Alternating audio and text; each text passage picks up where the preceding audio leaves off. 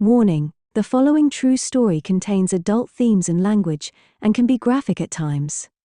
Probably best to listen after the young ones have gone to sleep. Welcome to Chinatown, an original story by Benjamin Pollock. Copyright Benvention Films Inc. Chapter 1. Hell. Jeff Porter shivered as he ran down the cobblestone road, his bare feet slapping against the cold, damp stones. The fog hung low, clinging to the ground like a living thing, swirling in and out of view as if it had a mind of its own. He wasn't sure where he was, but he had the unsettling feeling he wasn't meant to be there. The silence pressed in on him, broken only by the distant whisper of voices. Foreign words drifted on the air, soft, indistinct, impossible to place. The sound filled him with a cold dread, the kind that crawled into your bones and sat there, gnawing.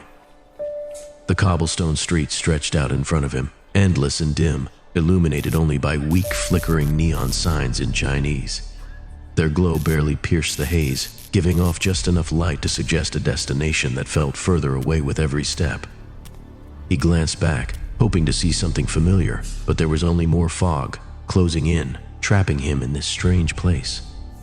His breath quickened, his chest tightening as the feeling of being watched crept over him. What the hell is this place? The voices became clearer now, though he still couldn't understand them. They seemed to be calling him, pulling him deeper into the fog. His skin prickled with fear, his every instinct screaming at him to turn back, but he didn't. There was no turning back. Up ahead, the fog parted just enough for him to see the outline of a horse-drawn rickshaw.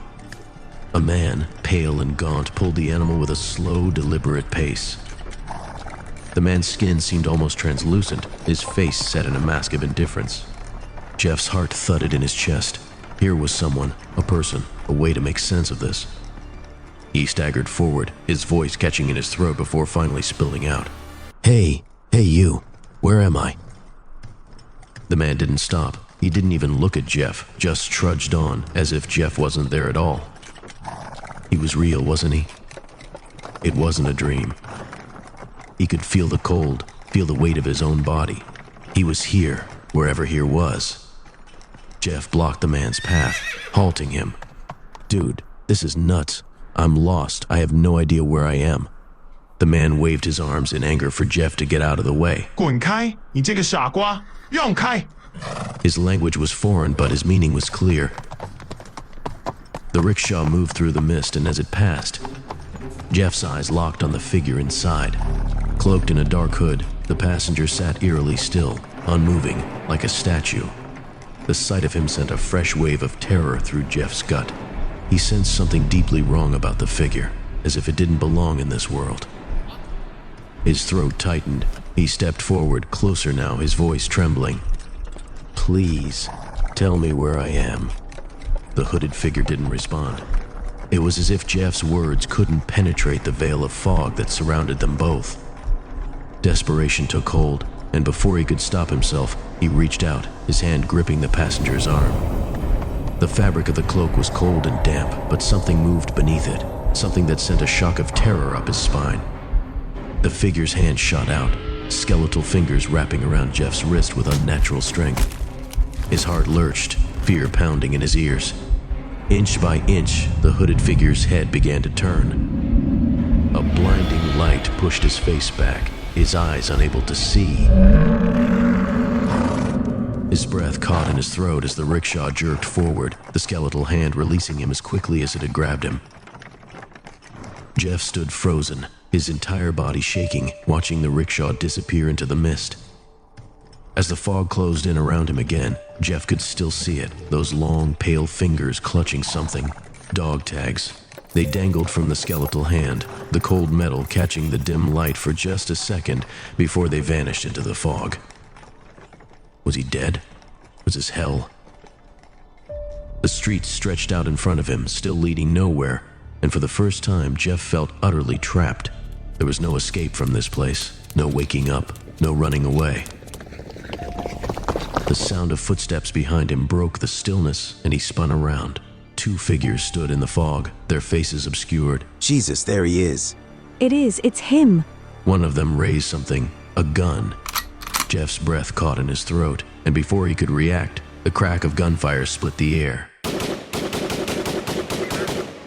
to that wagon wheel. No, they won't. Nobody's gonna tie me to no wagon wheel, no sir. Then you'll go without a wheel. Awake, Jeff jerked upright in bed, drenched in sweat, his heart hammering in his chest. His breath came in shallow, ragged gasps as he looked around, disoriented.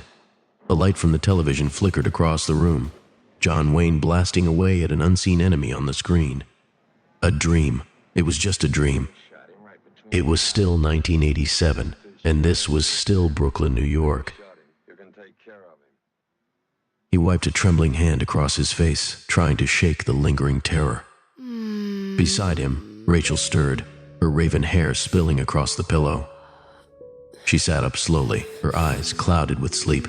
But even in the dim light, the curve of her body under the sheets drew his eyes. She wasn't just beautiful, she was electric.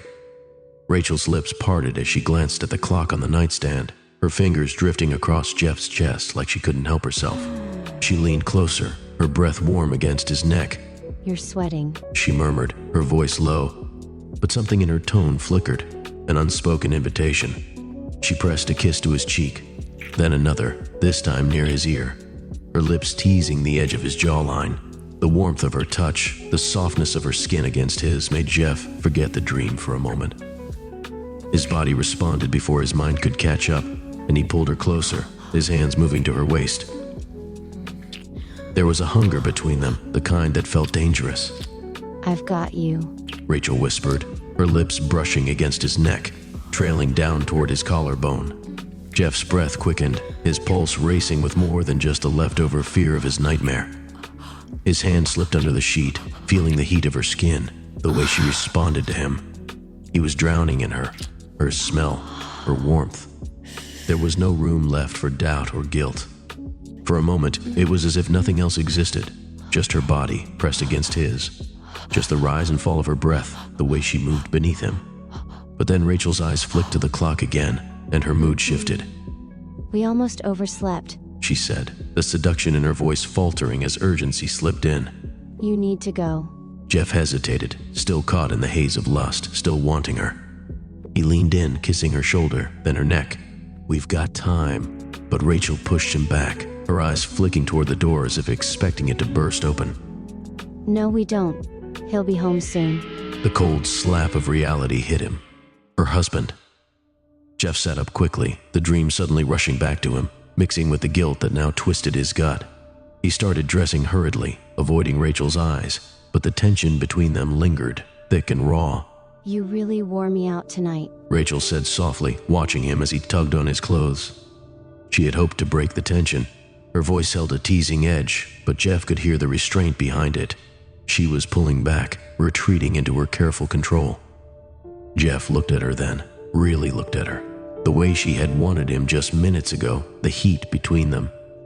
It wasn't just lust. There was something deeper for him, something that tugged at him in ways he hadn't admitted to himself yet. But he wouldn't say it, not now, not here.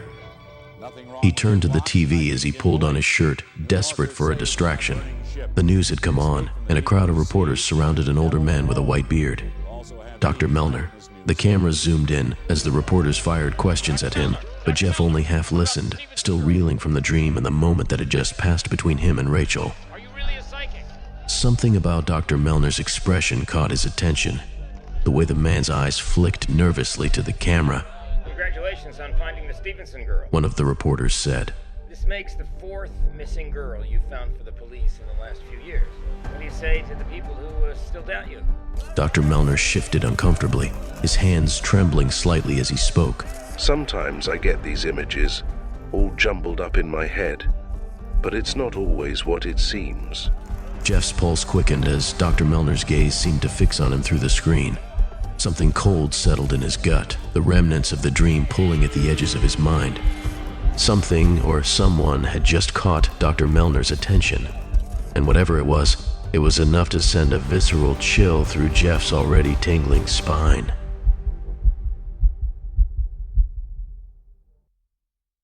Chapter 2, 9 to 5. Fucking work. Harper and Johnston law offices sat modestly amidst the hustle of downtown. Outside, the streets bustled with life. But inside Jeff Porter's office, things felt more muted.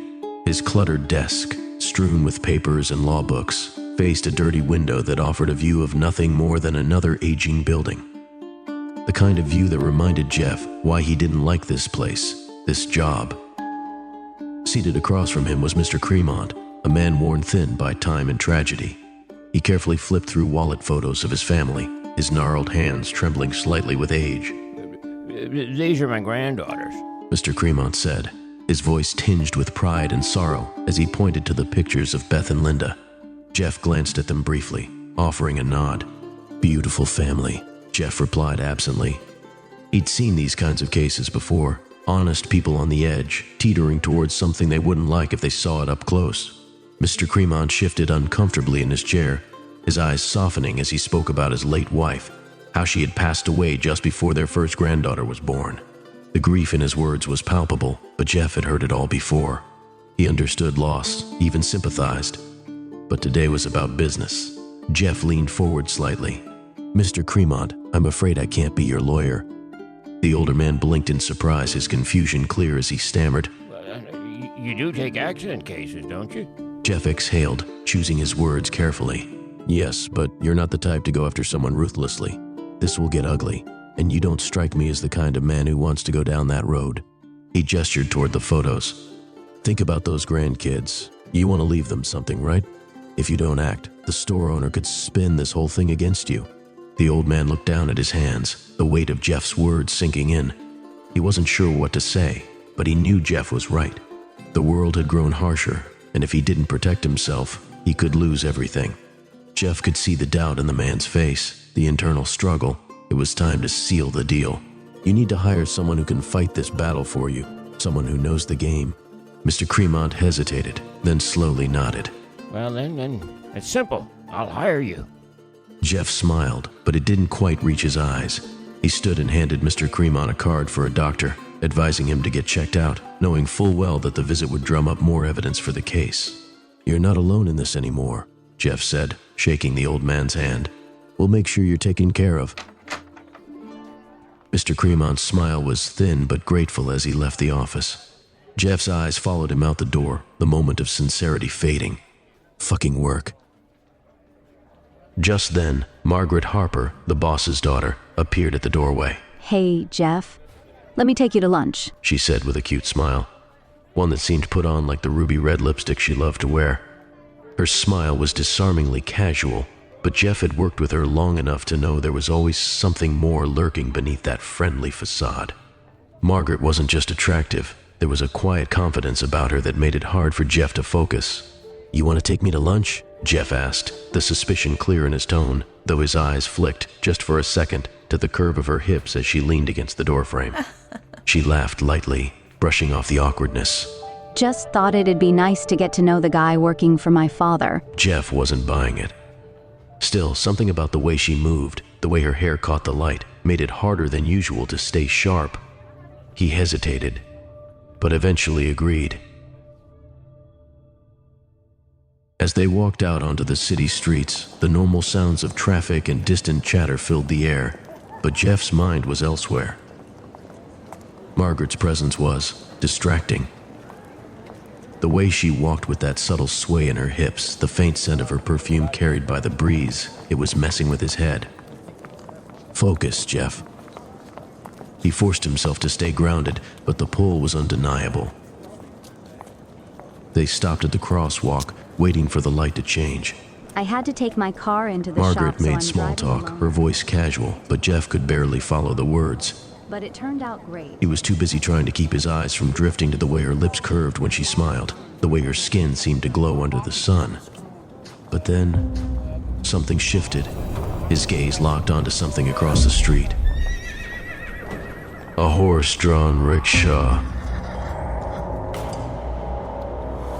The fog of attraction lifted, replaced by the icy grip of fear.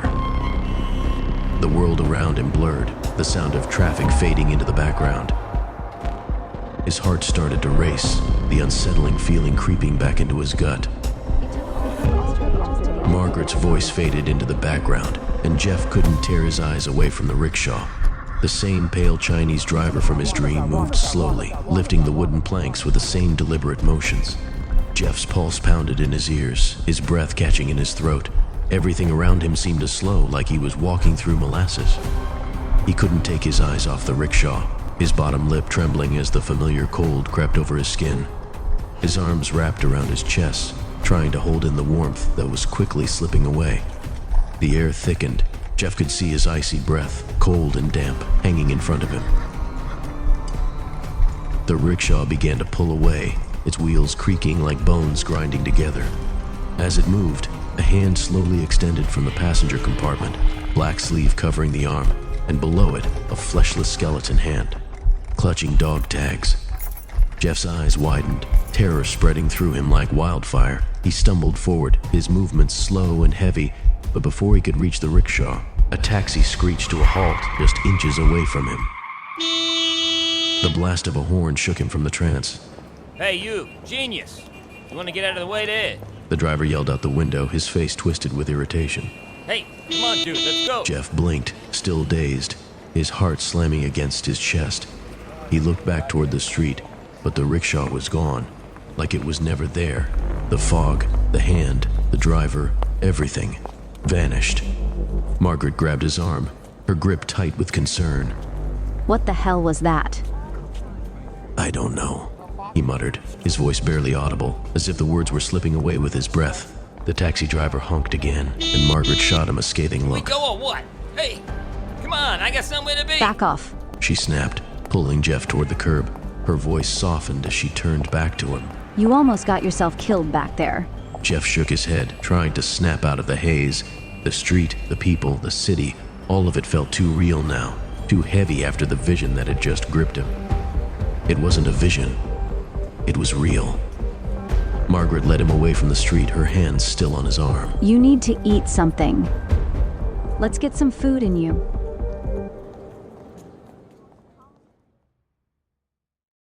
Chapter 3. Food. The cafe was a small, quiet place, tucked away from the city's constant hum. The smell of fresh bread and coffee cut through the din of traffic as they sat at a corner table. Sunlight filtered through the window, casting a soft glow over Margaret's face. Jeff poked at his food, barely tasting it. His mind still spun, stuck between the fog of the dream and the icy reality of what he had just seen. His hands shook slightly as he scooped another forkful of food into his mouth, hoping the act of eating would anchor him, push away the fear that clung to him like wet clothes. Margaret watched him closely, her brow furrowed in concern. When was the last time you ate? She asked, her voice cutting through the silence. I don't know. Yesterday, maybe, Jeff mumbled, avoiding her gaze. You're going to end up in a hospital if you keep this up, she said, her tone more serious now. She leaned forward, her fingers brushing the edge of his plate as if she was trying to pull his attention back to her. You really don't look well. Jeff shrugged, shoveling more food into his mouth, trying to keep the unease at bay. But as he sat there, his gaze drifted to Margaret's lips, the curve of her neck as she leaned closer. He was trying to focus on anything but the swirling chaos in his head, but Margaret's presence was becoming another kind of distraction. She always had that effect, calm and confident on the surface, but underneath, a sensuality that pulled at him. He cleared his throat, forcing the thoughts away. I just haven't been sleeping too well, he said, his voice low, almost an excuse. Margaret tilted her head, her eyes searching his face. Something on your mind? He hesitated, his gaze drifting again, this time to her eyes, the way they locked onto his as if she was seeing through him. He forced a smile, though it felt disconnected. You could say that, he replied, his tone shifting as he tried to regain control of the conversation. It's this woman I've been seeing. Margaret's interest piqued, her eyes flickering with curiosity. Really? Seeing someone new? Jeff swallowed, looking down at his plate as he considered how much to tell her. Rachel. He knew it was a bad idea to bring it up, but the words spilled out before he could stop them. She's married. Her husband works nights. It's complicated. Margaret's expression changed instantly, cooler, more reserved. Married? There was a slight pause, and Jeff felt the weight of her judgment even before she said another word. I wouldn't have expected that from you. He regretted mentioning it the moment it left his lips. "I'm not asking for your approval." Margaret pressed her lips into a thin line, clearly not impressed. It was a mistake to tell her. She pulled back, her tone more clipped now. Jeff noticed. "So what's with the lunch then? I can't imagine you wanted to ask me out socially." Margaret sighed, looking down at her hands for a moment, before lifting her gaze to meet his. Fine, I'll cut to the chase. She leaned forward slightly, lowering her voice. We've been getting complaints from the other partners. Jeff's stomach dropped, his fork pausing midair. Complaints? About what? Margaret glanced around the cafe, making sure no one was paying attention. It's about how you handle things, the types of cases you take. We're not an ambulance-chasing firm, Jeff. My father wanted me to talk to you. Straighten things out. Jeff clenched his jaw, his appetite vanishing. So that's what this is about. He sent his daughter to do the dirty work, huh? What a coward. Margaret opened her mouth to respond. But before she could say anything, Jeff froze. The world seemed to slow around him. His hand shot to his throat. Something's wrong. His breath caught.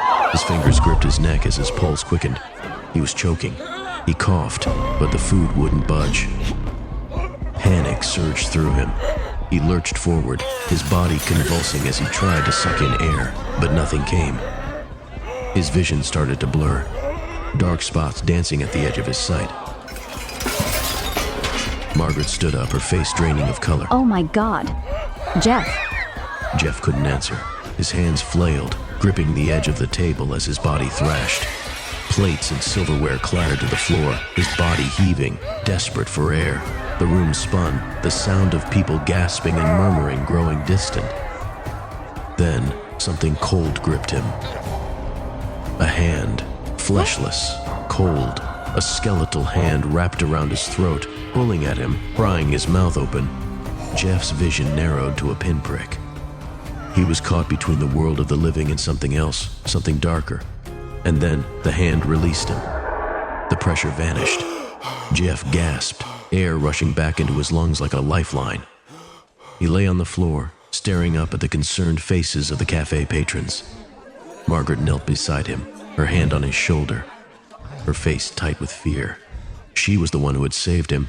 Are you okay? Without a word, he pushed Margaret away and scrambled to his feet, his legs unsteady beneath him.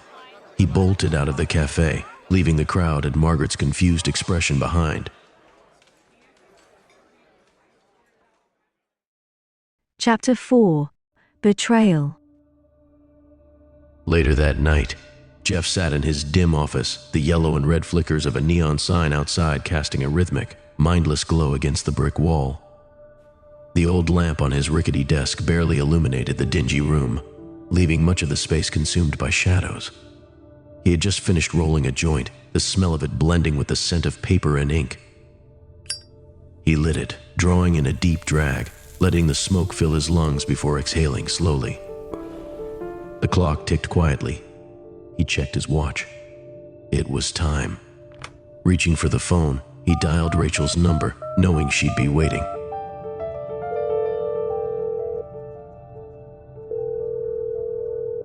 On the other side of the city, Rachel reclined on her bed, the soft glow of candles flickering around her as she sipped a glass of wine. She wore a seductive nightgown, anticipation playing across her lips. When the phone rang, she picked it up with a smile. "Hey, babe," Jeff said, his voice low and gravelly. Hi, stranger. She replied, her voice silky, teasing. "So you're alone, I take it?" Rachel's tone dropped further, oozing with seduction. You guessed right. Jeff smiled, his mind wandered, images of her playing in his head. So, what's on your mind? She asked, her fingers slowly tracing the curves of her body, feeling the heat of the moment. Jeff chuckled. He knew the game she was playing. "You know what's on my mind. It's what's always on my mind." Tell me about it. She whispered. He hesitated for a moment, feeling the game unravel before him. "I'd rather show you." No. She purred. I want you to tell me. He smiled to himself. "I thought I might come over." Not here. I'm waiting at the train station. I'm alone, wearing a long black coat, black high heels. It was so hot I couldn't stand it. I had to get out. I didn't have time to put anything else on. Jeff leaned forward, intrigued, his heart picking up pace. The train is running late. I've been waiting so long. She breathed, her voice trembling with excitement. A smile tugged at Jeff's lips. I see you waiting. I know you're alone. Rachel arched her body at the thought. You've been watching me? Yes, he murmured. Watching you, wanting you. The tension between them crackled through the line. Jeff's pulse raced. He could hear her breathing grow faster. Could imagine her there, in the dim light, alone. I try to leave, but you take me. Who the hell are you talking to? Jeff froze. Her husband Greg was on the other line, just outside the bedroom door. The shadow of his massive frame loomed on the wall. Oh my God. Greg? Rachel gasped, her voice barely above a whisper. I'm going to kill you. And then, silence. Jeff sat frozen, his breath caught in his throat, waiting for something, anything, to break the stillness. Then, faintly, he heard Rachel's voice, a soft, desperate whisper. Help me. 19T2. The customer you're trying to reach is not available. Please call back. The line went dead. For a moment, Jeff stared at the phone, unsure of what to do. Chills raking down his spine. His hand hovered over the receiver as he contemplated dialing again. His fingers moved, calling the police. But halfway through, he stopped. He glanced at the smoldering joint, the smoke curling lazily in the air, and hung up.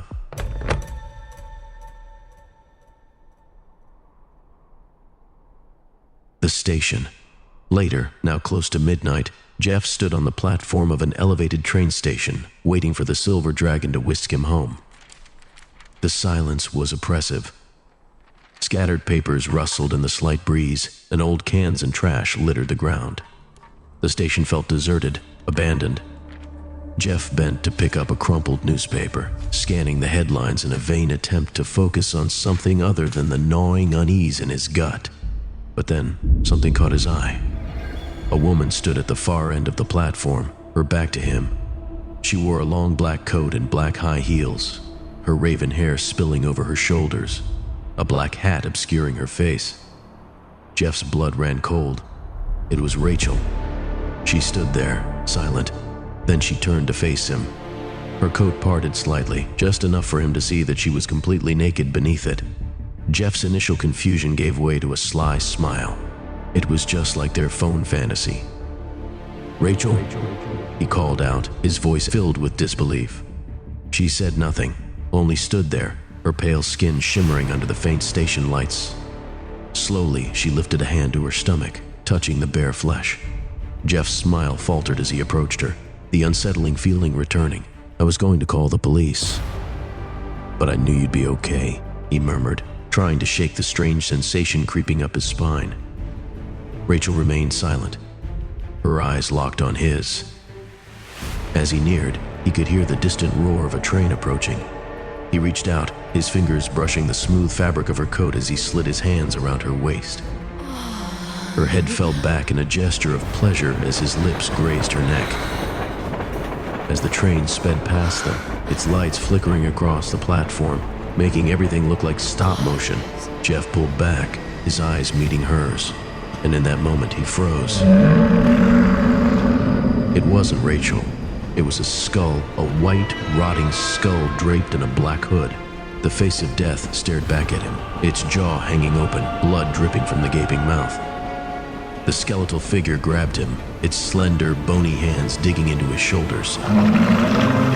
It struck him across the face again and again, each blow landing harder than the last.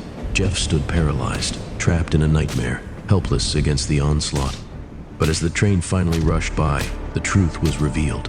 Two thugs, rough and grim, were slapping him around, stealing his wallet and watch while Jeff lay helpless, trapped in his own hellish vision, only seeing what his mind saw.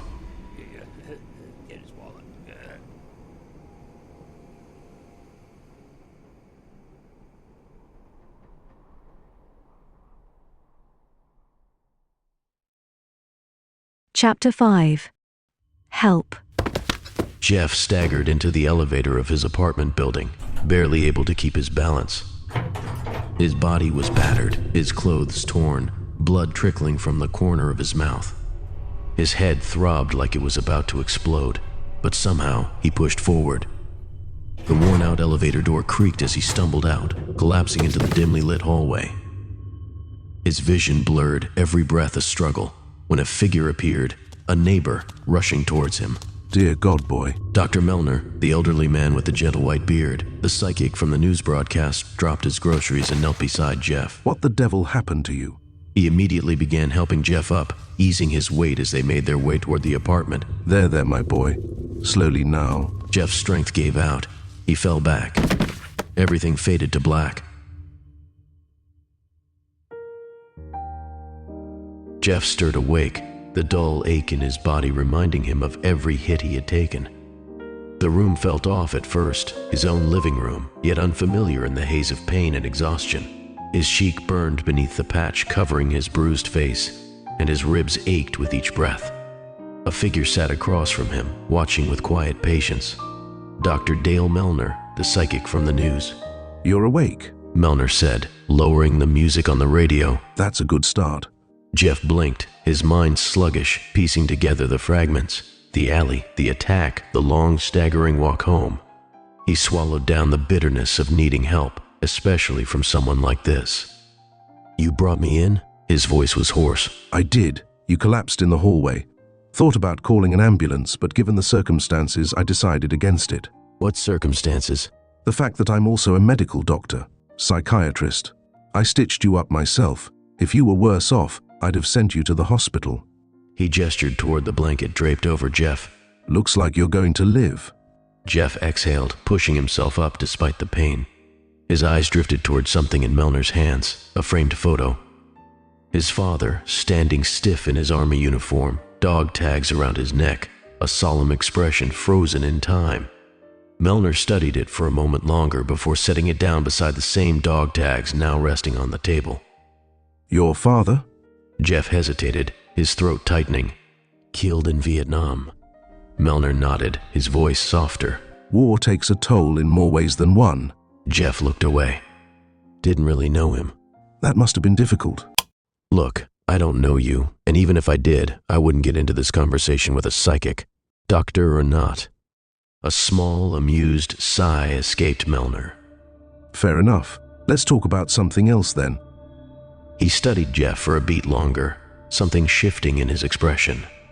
There is something dark and powerful surrounding you. What?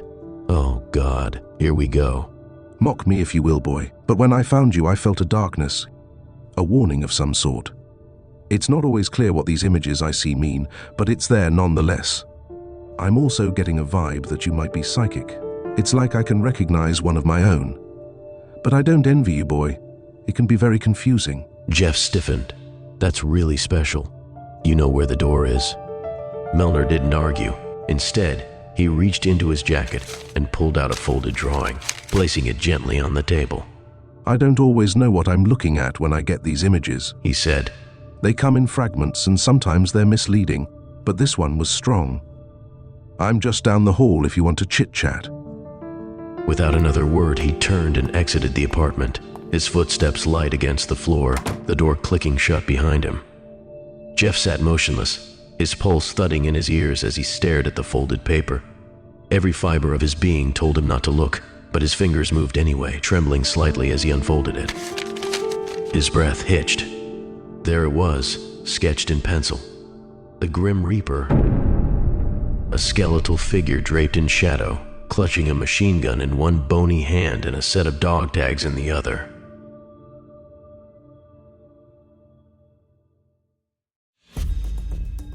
Hours must have passed.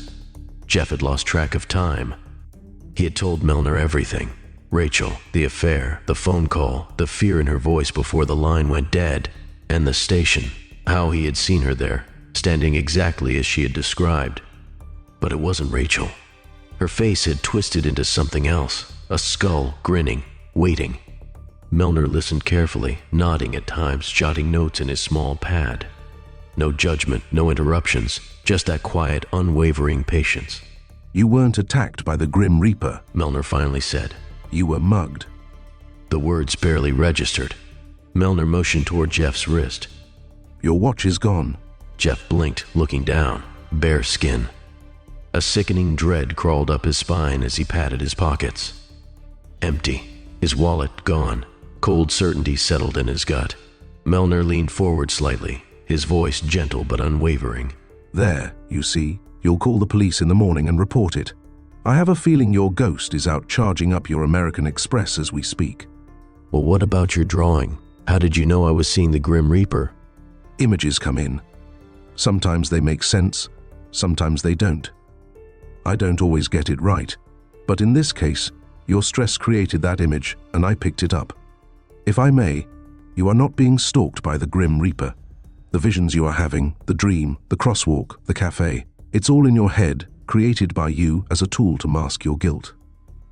At first blush, I thought you might be psychic yourself, getting messages from something beyond. But after getting to know you and hearing your story, well, the psychiatrist in me tells me otherwise. Your denial of your own guilt has created the Grim Reaper, and that's the image I picked up. Jeff swallowed hard, his throat tightening. What do you say? That guilt has shaped your life, Melner said. Your father's death, it wasn't just loss, it was abandonment. You chase things you can't have, not because you want them, but because you need to prove to yourself that you're worth something. Jeff's stomach twisted. The girl, for example. Married, untouchable in a way. By sleeping with a married woman, you deny yourself the chance of ever having a real relationship and real love because you don't think you deserve it. When you hung up and did nothing, the guilt and fear came rushing in. You love her, but you don't think you're worthy of it. Jeff felt exposed, raw. He ran a hand through his hair, his pulse pounding. So what do I do? Melner rested a hand on his shoulder. If you love her, be a man and go get her. And from what you told me, she needs you. I suspect if you do the right thing, your monster will lose its power and fade away. After all, there is no such thing as the Grim Reaper. As quietly as he had arrived, he was gone. Jeff sat frozen for a long moment, the weight of the drawing pressing into him like an accusation. His hands trembled as he reached for the phone.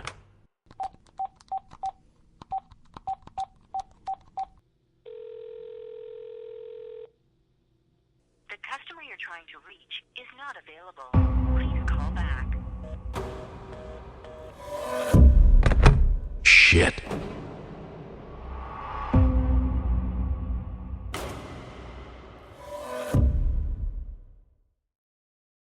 Chapter 6. Welcome to Chinatown. Jeff sprinted through the dimly lit streets, his breath heavy and uneven, fear driving him forward. Rachel's house loomed ahead, a row home like so many others, but something was wrong. The front door was wide open, light spilling out into the night, casting an eerie glow on the steps. Jeff came to a halt, dread washing over him in waves as he stared at the open door. His heart raced. He approached cautiously, each step feeling like a mistake. The house was silent, too silent. His mind screamed at him to turn back, to leave, but his body moved on its own, compelled by the horrifying certainty that something terrible had happened.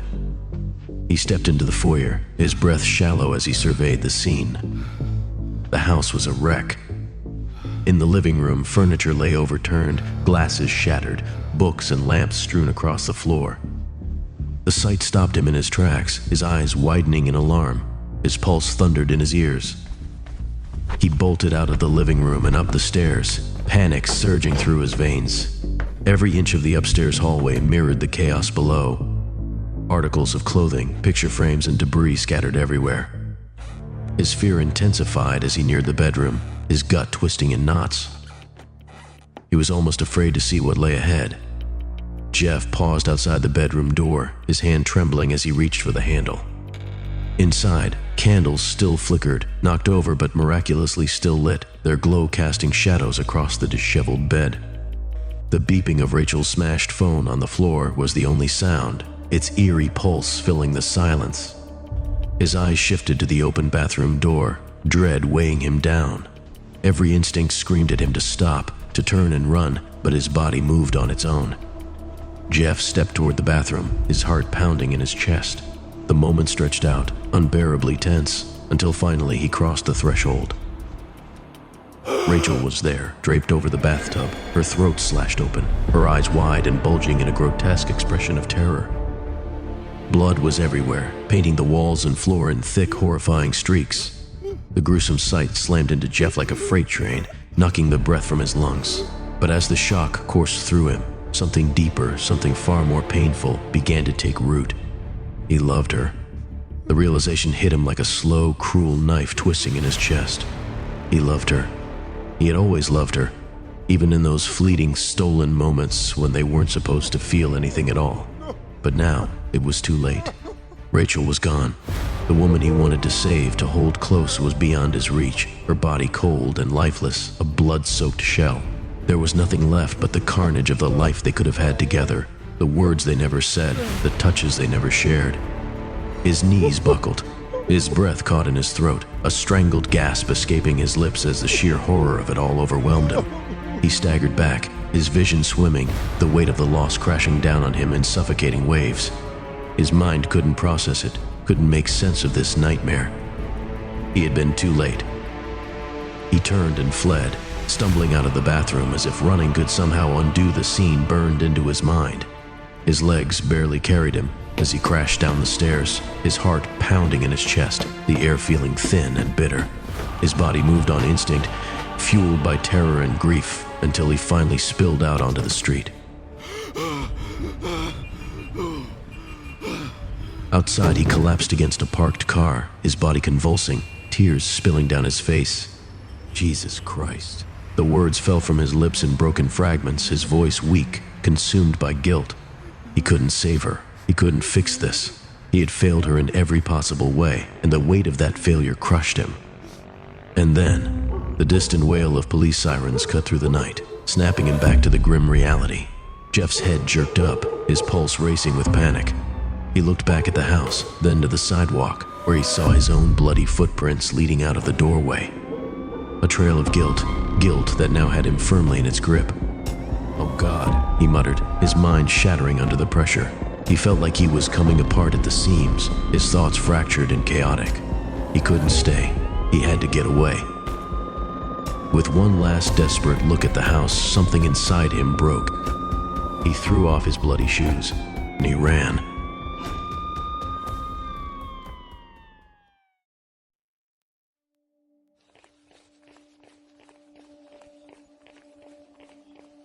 Jeff ran aimlessly through the cold, dark streets, his chest heaving, his mind fractured. A fog had rolled in, almost on cue. He kept running, around corners, through dark streets, until finally he found himself in a part of the city that made his heart stutter. Chinatown. The neon signs glowed faintly through the thick mist, the steam rising from the sewers filling the air with a ghostly haze. The cobblestone streets were slick beneath his feet, just as they had been in the dream. The night air stung his lungs as he sprinted blindly, just as he had in the dream, the nightmare that had felt like an omen. Up ahead, the fog parted just enough for him to see the outline of a horse-drawn rickshaw. A man, pale and gaunt, pulled the animal with a slow, deliberate pace. The man waved his arms in anger for Jeff to get out of the way. 滚开，你这个傻瓜，让开！ Jeff darted to the side, clipping a metal grate, ripping his shirt down his back. Jeff staggered, his knees buckling from exhaustion. He bent over, gasping for breath, the world spinning around him. His body shook uncontrollably as he collapsed to his knees in the middle of the street. It was all happening. The dream had warned him. He barely registered the sound of laughter behind him, but it pierced through his fog of despair. Jeff looked up to see two figures, Greg, Rachel's husband, and Margaret, from the office, standing a few feet away. Oh my God, Greg, it's fucking him. Unbelievable. Greg's face twisted in disbelief as he pulled out a large gun from under his coat. Motherfucker. The sight of the gun sent a surge of terror through Jeff's veins, and without thinking, he turned and ran. The echo of his footsteps bouncing off the alley walls. His legs burned, his lungs screamed for air, but the fear was greater. He had to escape. He couldn't let it end like this. He stumbled into an alley, collapsing against a dumpster, his body trembling uncontrollably. He was trapped, nowhere to run, nowhere to hide. And then they were there, standing over him, watching him with cold, gloating smiles. Greg raised the gun, pointing it at Jeff's head with calm precision, as if this were merely the end of some sick game. Margaret's voice dripped with bitter satisfaction. Small world, Jeff. Who would have thought you were sleeping with my lover's wife? Jeff's mind scrambled for understanding, confusion overtaking his fear for a moment. He killed her. Margaret's smile widened, cruel and mocking. No, Jeff. You killed her. That's the story. You gave me the idea. I didn't know you were sleeping with Greg's wife until you told me yourself. His memory flooded back to that lunch. Margaret prodding him, making him spill his secrets. Really? Seeing someone new? She's married. Her husband works nights. It's complicated. He had played right into her hands. I checked your office phone records. Margaret continued, her voice like poison. And guess what? Greg's home number showed up. All the calls from your office, right when he was working nights. Jeff's heart pounded in his chest, but his mind was racing. You can't get away with murder, he said, his voice weak, desperate. Of course we will. And you made it so easy for us, Margaret said with a cold laugh. You were sleeping with Greg's wife. When she refused to leave him, you killed her. Greg, the poor, heartbroken husband, stumbled into the scene and chased down his wife's killer. No jury in the world would convict him. Too bad it's you, Jeff. You would have been perfect for a case like this. Greg stepped forward, lifting his arm, and that's when Jeff saw it. The horror of it all became clear as if a lightning bolt made contact with his head. The tattoo on Greg's forearm, the Grim Reaper. Dog tags in one hand, a machine gun in the other, perched in a rickshaw, just like Dr. Melner's drawing, just like the vision that had haunted him. Greg's voice was low and menacing. Say hello to the Grim Reaper, asshole.